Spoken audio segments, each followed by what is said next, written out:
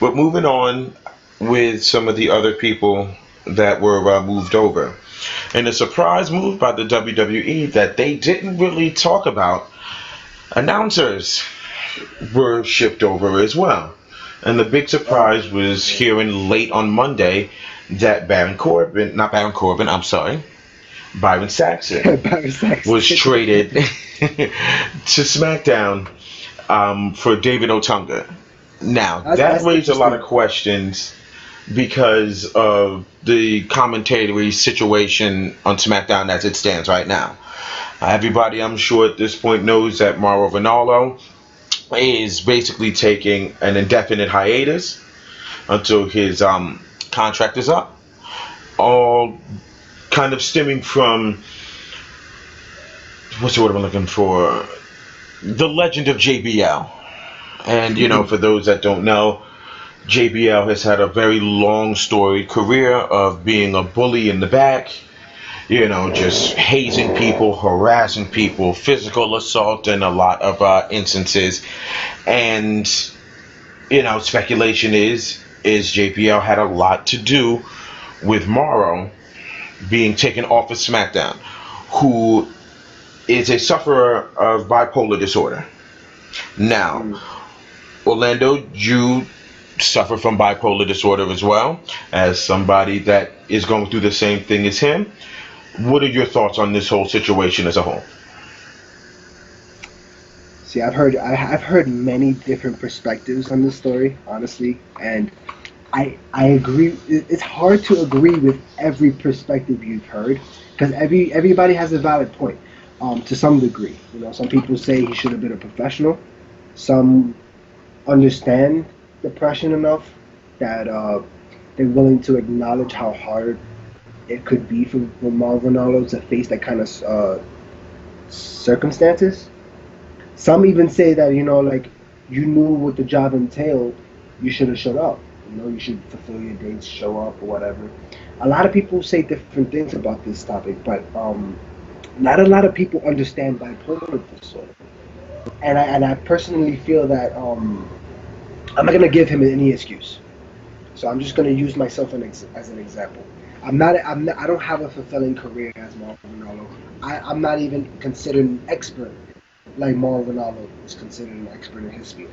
I mean, people are comparing Mauro Ranallo to JR, the great Jim Ross, as far as commentating style, as far as how he makes events feel. This guy is an expert. This guy has a resume that backs him up as one of the greatest. That's why he's probably signed with the WWE. But, some people don't get the whole bipolar disorder situation. And as a person that lives with it every day, I was diagnosed with bipolar disorder when I was 16. Uh, Many reasons led into the reason why I have bipolar disorder. That I won't get into. This is not about me per se.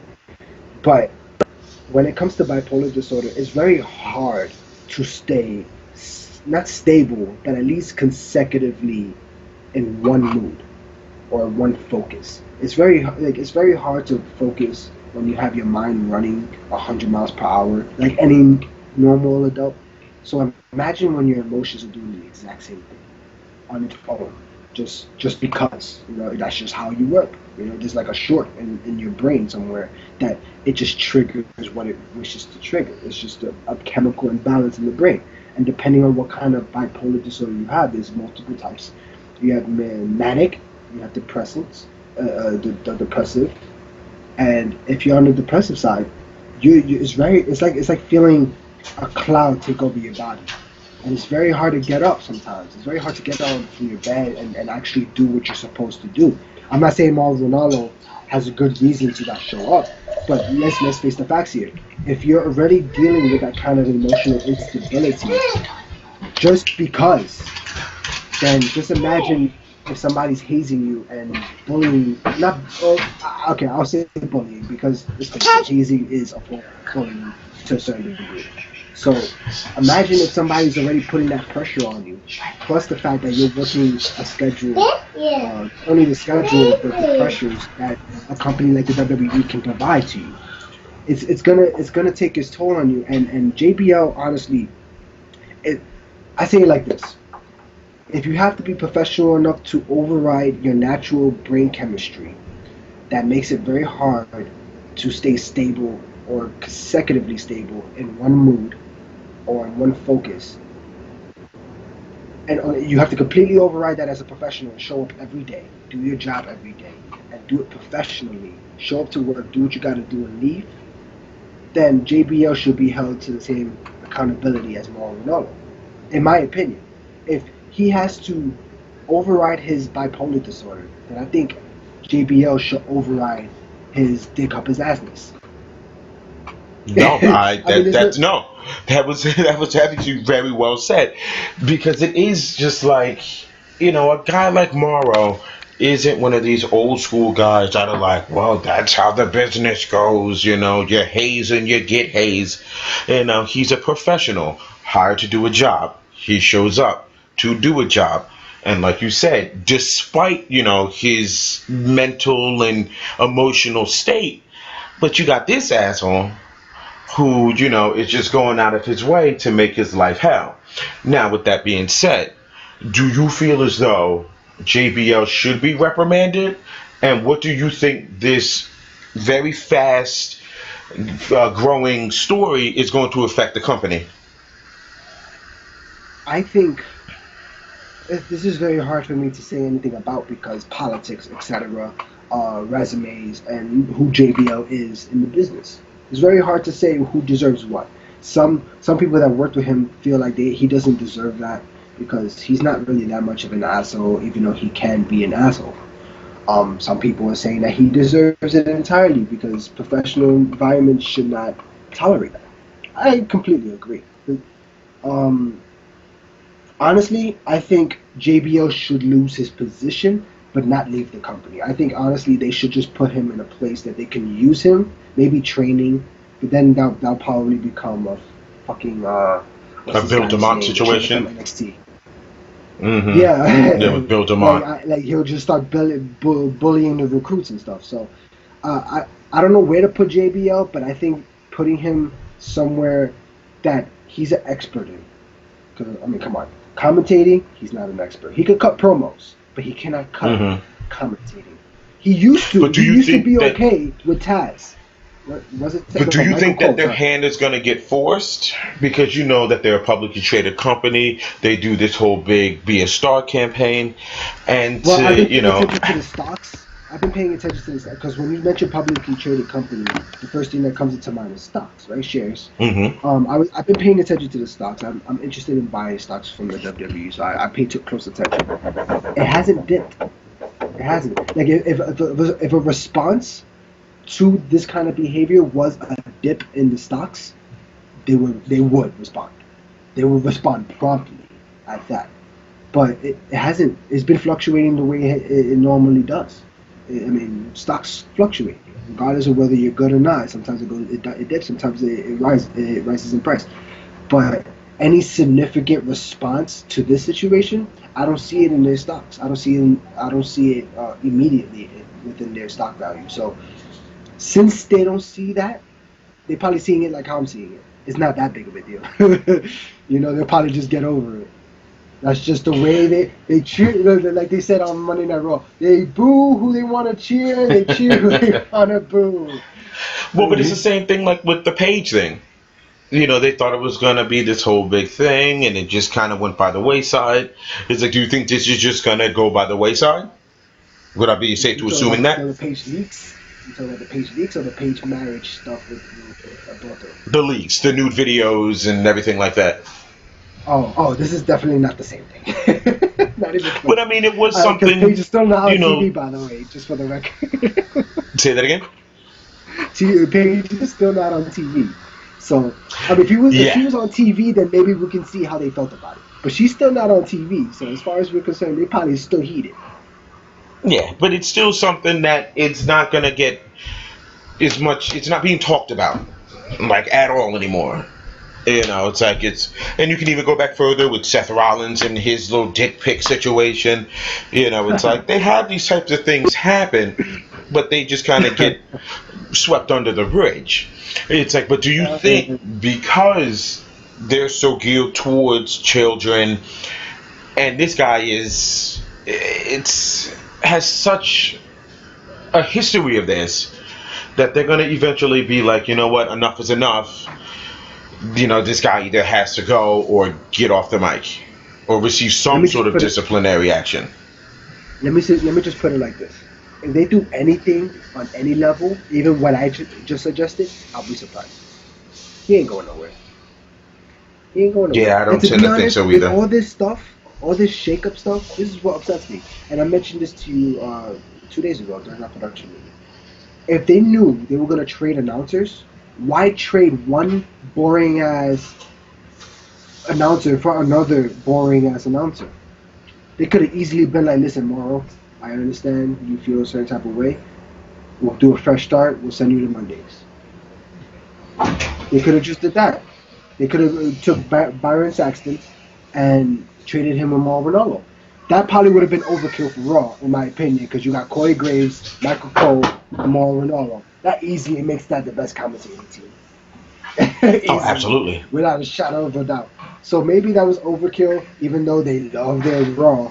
They love that's their baby, Monday Night Raw. But they could have easily did that. But instead, they just it says it right there. How they handled Mauro Ronaldo easily tells the story as to how they're going to handle it until he leaves, until his contract expires, and how they're going to handle any other situation that were to come up in the future. Because Josh Matthews said the same thing, and Josh Matthews was years before Mauro Ronaldo. And Josh Matthews is just as equally unprepared for that kind of hazing as Mauro Ranallo, even though Josh Matthews wanted to become a wrestler before he became an announcer. I Oh, honestly okay. feel that that's just the culture of the business, even though it's dying down slowly because of millennials and new generations and stuff, and all this, that, and the third. It's not gonna go away. It's just part of the culture. You got to pay your dues, and they put. Taz said that it's called pulling a rib. They pull a rib on you. It's just the way of the business, and the wrestlers do it to each other. They pull ribs on each other. Some are funny, some are not, and to be honest, it's like frats. The wrestlers act like frats in their fraternity. They haze each other. They do initiations for the haze. The initiation process. You got to earn your stripes. You got to earn your way in. Some have hazing procedures that are lighter than others. Some you got to take a whole goddamn paddle up your ass. Don't tell me if I know anybody. Don't ask me if I know anybody. I don't. But I'm just saying I've seen stuff on TV, so I'm just assuming at this point. Yeah, well, I But mean, it's always been a boys' club. It's still controlled by that quote unquote old guard, and maybe we'll see depending on how the years progress, and I think a little more progressive thinking people or become the veterans and the locker room leaders, and maybe this stuff doesn't last. all right, I honestly think that JBL is because you got to think about where he came from, right? He's 2 generations away, I believe. Safely say that, or 2 generations. Hmm. Um, because he debuted around the '90s, just like the Undertaker, and he was like multiple gimmicks, and he stood Bradshaw for a while. Then he became JBL, and then he retired, became an announcer. Then he retired again, and then he came back. Um, he's been around for quite some time, and he's been around long enough to see 3 generations go by: the Attitude Era, the Ruthless Aggression Era, and now we have the new Reality Era, in which guys like Sami Zayn are coming into the forefront. And this guy's still holding on to practices from the '80s, No, And yeah, there's a lot because of he was guys a in the back, territory like guy. Fit Finley. You got guys like Fit Finley. You got guys like well, Dusty. May he rest in peace. I don't think Dusty ever pulled a rib like that. Like, I don't think Dusty's like that kind of person. But I Well, don't they know all him as a put person, ribs so on I each wouldn't know. other, but there's like anything, there's a line, Yeah, and there's a difference between like stories of Mr. Perfect, where he would padlock your gym bag somewhere just to fuck with you, but he would eventually come and unlock it, and everything would be all well and good. No harm, no foul. Everybody gets a big laugh. Then you coming in and they got all of your shit in the shower, you try to cover yourself up, they strip you naked and leave you there. Or, not saying that that was something that I heard, as a specific instance, but there is just a line that you really shouldn't cross. And from what I've heard about with JBL, is that sometimes he could be the nicest guy in the world. And, a lot of people have come back and said that. The Miz himself has, said, yeah, he's fucked with me relentlessly. But he has, in quieter times, shown me love or tried to give me help and stuff like that. Yeah, a lot of people said that, especially about it's like, JBL when it comes to in-ring performances. Like, people have respect for JBL because he could do whatever he wants backstage, but when you're in the ring with him and like something goes wrong, like Taz said this, he was knocked out in the match with the APA. He was knocked out cold, similar to how Finn Balor got knocked out cold on Raw, and they took care of him. They made sure he got through the match, and they finished the match, and they got him to the back. There's instances that, like he does his thing, he pays for it, and he's an asshole. And I know so many people that are like JBL that if you were to tell me to say something bad about them, depending on who they are, I would say pretty much the same thing as every other wrestler that knows JBL. He's a good guy. He just has a specific sense of humor. He likes to have fun a specific way. But overall, he's cool. Like he doesn't do nothing wrong to me. That's pretty much what most wrestlers are saying. If they don't have nothing nice to say, they'll say the most generic shit, and then say. Yeah, I think it's very. It's either end of the spectrum. Either you're getting like a Blue Meanie story where he's just like fuck this guy, or you're having a story from who did I hear? Like a Miz that was like, yeah, I got my fair share of ass kickings from him. But all in all, everything was good. It was a cheap shot. I will admit that. You don't just go into a work environment and then purposely shoot. I get that. And a lot of wrestlers mention that. A lot of wrestlers mention that, the only time you get a shoot punch in the ring during the work is when you deserve it.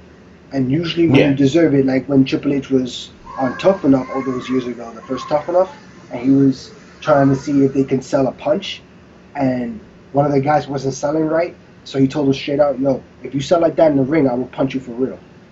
Yeah. Sometimes when you get a shoot punch, for real punch, like they want to really hurt you, it's because most of the time you deserve it. You did something to piss them off, but usually backstage politics don't get involved in that kind of situation, you know what I mean? And JBL it's very rare. Looks like backstage bullcrap ended up just trickling in the ring, and he saw an opportunity to get away with a worked punch, a punch to the face, whatever it is. You know what I mean? I think that's the case. I don't know JBL, but he has that face of a guy that would try to get away with a sneak shot to the face.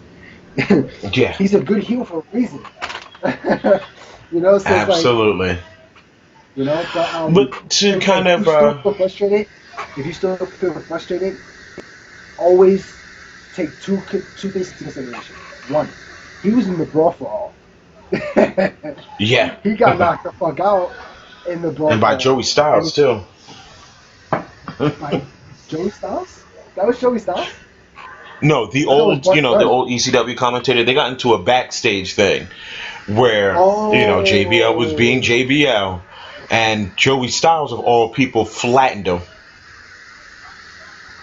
Joey the fucking Styles commentator. JBL? Yeah. I never heard of that story. This is breaking news. Yep. Yeah, they were saying there was something that had to do with just JBL talking shit. And I think he touched on the wrong topic, and Joey Styles, legend has it, put him on his back. Oh, give him a push. Why is he not on TV? This guy could be number one contender for the U.S. Championship right now, bro. Yeah, right? I mean... JBL? I can't believe that. JBL is like 6 foot, 7 foot, 8 foot, what?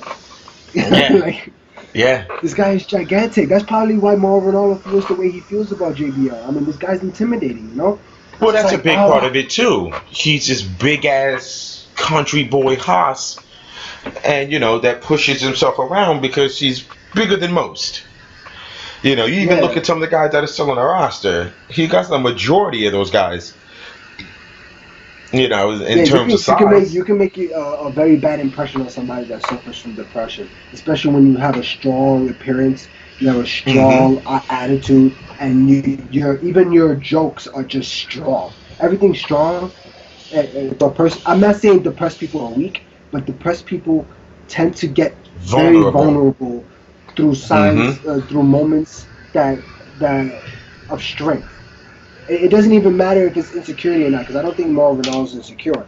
Depression is just like that, you know. You're just vulnerable to everything, even to the things that are not necessarily about you, or whatever. It's just the environment stimulates your mood a lot more than you can stimulate your mood. You know, like when you're depressed, it's already like rock bottom, and think about being in the bottom of a pit, right? During a rainstorm, Hmm. a very bad rainstorm. The bottom of the pit, you can't get any lower, right? But think about it like this: the pit collects the water, and when the water runs in the pit, and you're in the pit, eventually you're gonna start to see that the puddle is making the entire experience even worse. You know, Yeah. with the muddy ass dirt everywhere, and then the water accumulating. That's how depression feels. Mm. It's a mixture of your situation, which you in the pit, and then the environment. Sometimes the environment could be sunny, but think about being in a pit during a sunny day. You're hot as hell now. You're miserable either way. It doesn't matter. You're in the pit, and the environment is just gonna either add on to it or make it at least pleasurable. But you're still in the pit, Yeah. right? You know, at the end of the day, you're still in Yeah. the fucking pit.